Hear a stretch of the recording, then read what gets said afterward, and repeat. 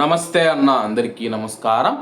Iran America పైన సంచలనమైన ప్రకటన చేసిందన్నమాట. ప్రస్తుతం యుద్ధం ముగింపు దశకు చేరుకుంటూ ఉన్న నేపథ్యంలో మళ్ళీ ఇరాన్ మనం చూసుకుంటే అమెరికా పైన ఆగ్రహం వ్యక్తం చేస్తూ, అలాగే అమెరికాకు చుక్కలు చూపిస్తామని చెప్పేసి సవాళ్ళ మీద సవాళ్ళు విసురుతూ ఉందన్నమాట.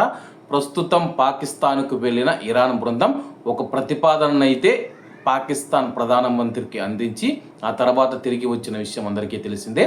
ప్రస్తుతం ఇరాన్ ఐఆర్జీసీ చీఫ్ మనం చూసుకుంటే కానీ అమెరికాకు చుక్కలు చూపిస్తాము, ప్రస్తుతం ఈ ప్రాంతంలో ఉద్రిక్తతలు తీవ్రతరం అవుతూ ఉన్నాయి, మా ఓడరేవులను మూసివేశారు, అలాగే మా యొక్క ఓడరేవుల నుంచి బయలుదేరే షిప్పులు ఏవైతే ఉన్నాయో వాటిని స్వాధీనం చేసుకుంటూ ఉన్నారు.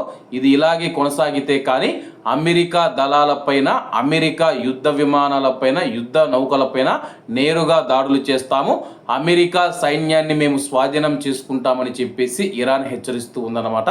అలాగే దీనిపైన అమెరికా స్పందించాల్సి ఉంది. అమెరికా ఏం చెప్తుందంటే కానీ మేము పెట్టిన షరతులకు లోబడి, మేము పెట్టిన షరతులను బేషరతుగా మీరు అంగీకరిస్తే వెంటనే మేము ఓడరేవుల దిగ్బంధనాన్ని ఎత్తివేస్తామని చెప్పి అమెరికా మరోవైపు చెప్పుకొని వస్తూ ఉంది. కానీ దానికి ఇరాన్ ససేమిరా అంటూ ఉందన్నమాట. మీరు అణ్వాయుధాలకు సంబంధించి చర్చలు మళ్ళీ జరుపుతాం, ప్రస్తుతానికైతే కానీ ఈ యొక్క చర్చల ప్రతిపాదన కొనసాగాలంటే మా ఓడరేవుల దిగ్బంధనాన్ని ఎత్తివేయాలని చెప్పి కోరుతూ ఉన్నాయి. మరోవైపు అమెరికా మరియు ఇజ్రాయిల్ అయితే ఒప్పుకోవడం లేదన్నమాట.